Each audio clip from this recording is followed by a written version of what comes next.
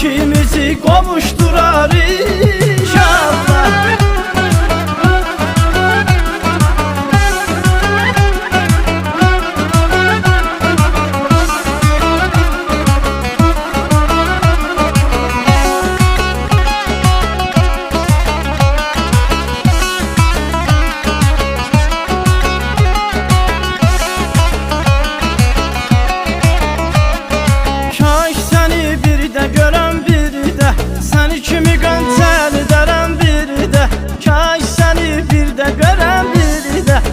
Kimi gönçel ederim bir de kurban olum yaradan, kurtar beni belada.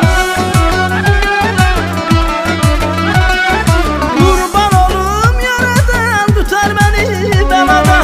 Allah bizi kavuşturar inşallah, ikimizi barıştırar inşallah.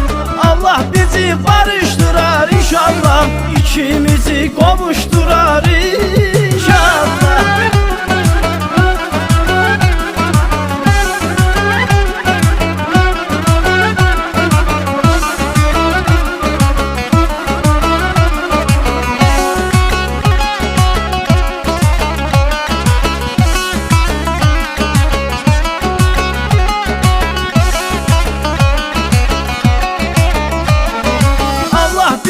Barıştırar inşallah, ikimizi kavuşturar.